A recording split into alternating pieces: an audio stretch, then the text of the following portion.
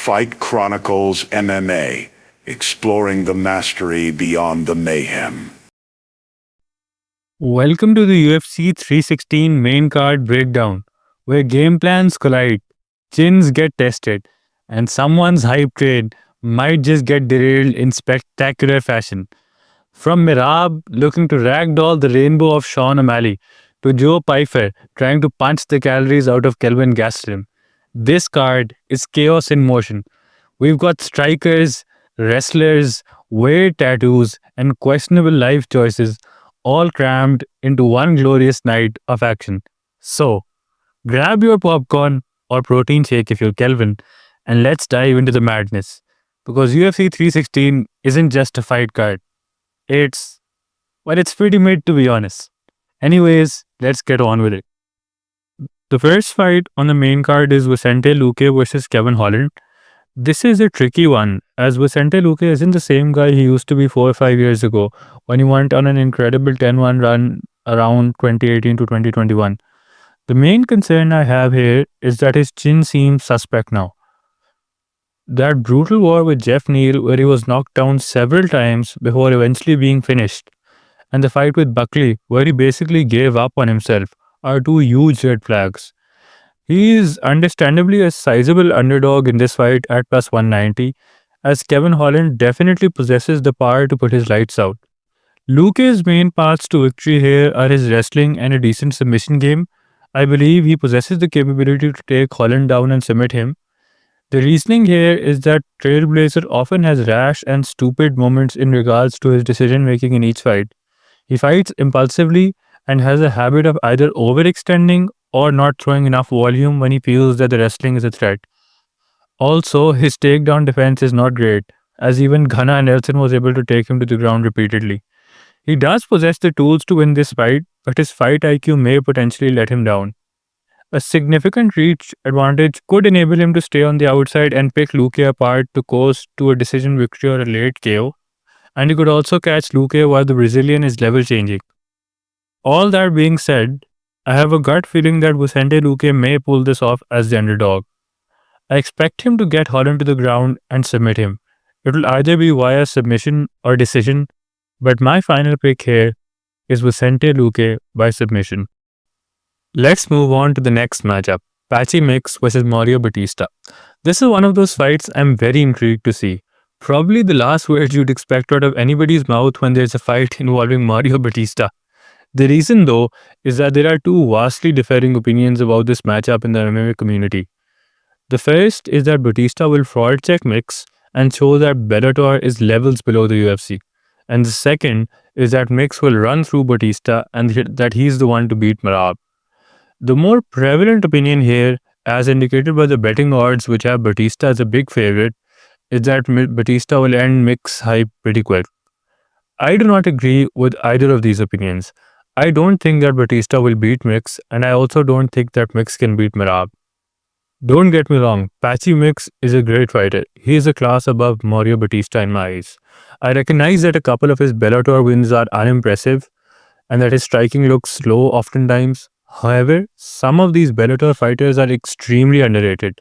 Magomedov is an absolute animal. He would easily be in the UFC top 5 today and is 1-1 with Petr Yan. Patchy Mix is 2-0 against him. He finished him the first fight, and I acknowledge that the second fight was extremely close and actually had Magomed winning 3-2. But that's not the point. The point is that those fights showed me Patchy does belong with the best. Raufeon Stotts is also a solid win. What I'm getting to here is that I don't consider Patchy Mix to be one of those random guys who comes to the UFC and gets completely shown up. This dude is actually extremely high level. He has insane opportunistic submissions and possesses great grappling in general. It's very impressive how quick he locks up subs and how suddenly his opponents find themselves in danger. Also, he is tall and rangy for the division and possesses a longer reach than most lightweights. Yes, his striking is slow and looks off rhythm sometimes, but he can utilize it really well to set up his ground game. Listen, as much as I dislike Mario Batista for being a whiny bitch who's always crying about how underrated he is, shut your mouth, you mouthy fool. I do recognize that he's a tough fighter. The problem with his fighting style, though, is that he does not have good finishing ability and he isn't gifted anywhere to a great extent. His arsenal doesn't include anything that is special defensively, and he has no singular offensive tool that is dangerous or overwhelming. He throws punches like he is trying to scare flies off a sandwich, and his grappling is reliant on controlling without inflicting damage. I think Patchy Mix will be too much for him and can beat everybody in the UFC bantamweight division except for two or three guys. Umar and Mirab are the only guys I would favor over him, and maybe Jan or Sandhagen. He is certainly top 5 material, and I know I'm sticking my neck out here, but hey, you live by the sword and you die by it. My final pick here is another underdog, Patchy Mix by submission. The next bout is the middleweight clash featuring Kelvin Gastelum and Joe Pyfer. There is some history and bad blood here, mainly due to Pyfer behaving like a retarded idiot. I'm not that interested in this fight though. I feel as if Gastelum has wasted his opportunity of becoming a great fighter due to his disciplinary issues, mainly regarding his weight. There was a time when if he got his act together, he could have had a great run at 170. That time is long gone now. He's 2 and 3 in his last 5 fights and is 33 years old. It's quite apparent that he won't be a part of the division's elite again. It's sad and disappointing to be honest, as it's a waste of great potential. But what can you do if instead of bulking in the off-season, a fighter just chooses to live in it? I hope he beats Pyfer, but I don't think he will. Pyfer hits like a truck, and although Kelvin has never been knocked out, there's a first time for everything. He is conceding a significant reach and youth advantage and does not possess near the same athleticism. This fight will mainly stay on the feet, and I believe Pyfer will finish him in round 1 or 2. I sincerely hope this isn't the case, as Pyfer is a harebrained dud who fits the definition of CTE walking. Nevertheless, my final pick is Joe Pyfer by KO. Juliana Pena versus Kayla Harrison. This is the fight I'm probably most hyped for, as these two hate each other's guts. They're carrying this card at the moment, as O'Malley and Mirab are quite civil this time, and O'Malley is ass on the mic anyways. The main question I have here is whether Kayla can beat the weight cut.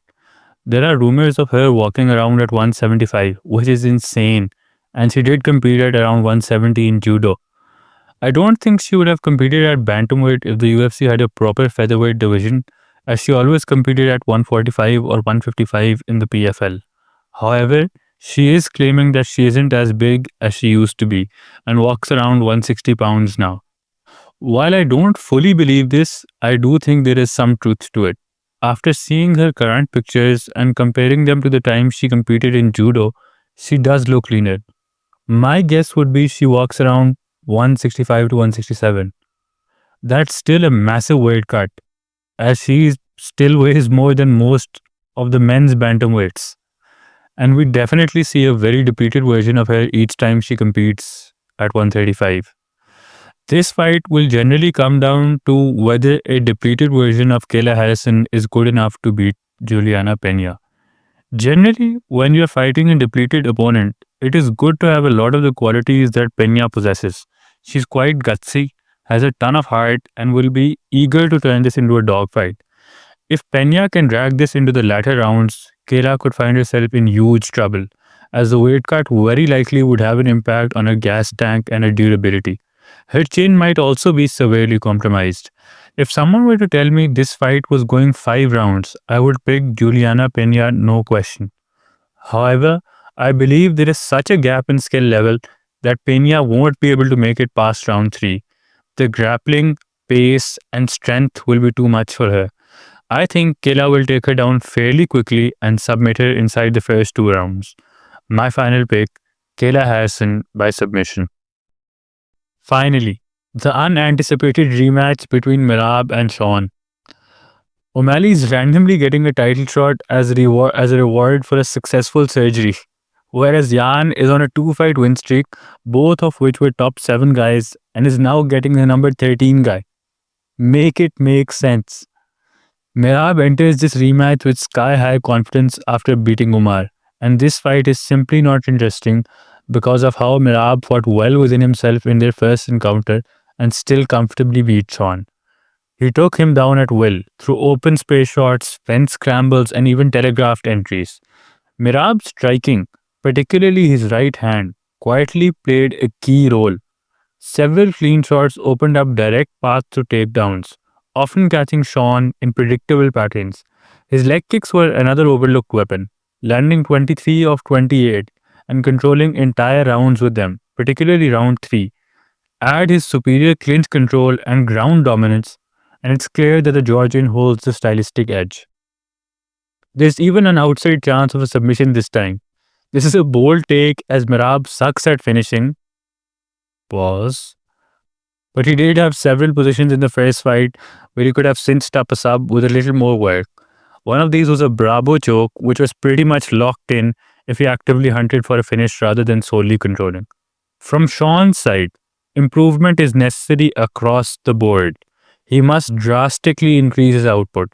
He landed just 47 significant strikes in the first fight, which amounts to 1.88 significant strikes per minute. His low volume allowed Mirab to dictate the tempo and exploit his predictability. Sean's best success came through body work, notably a sharp front kick in round 5, where he actually hurt Mirab. Building off that, with teeps, jabs, and knees, could slow Mirab's pressure and dissuade takedowns perhaps. O'Malley's best hope lies in exploiting Mirab's striking defense. The Georgian tends to leave his chin open when throwing, especially when he loads up. If Sean can bait exchanges and counter with left hooks or straight left hands, he may find a path to a finish. He needs to offer creative and persistent offense to put Mirab under pressure and not let him control the pace. Ultimately, though, Mirab appears to be the overwhelming favorite. He dominated the first fight and has only grown in confidence since. Unless Sean can weaponize his striking and significantly alter his approach, this rematch looks like another long night with the Georgian. Expect another lopsided decision or perhaps a finish this time. My final pick, Mirab by decision. Fight Chronicles MMA, signing off.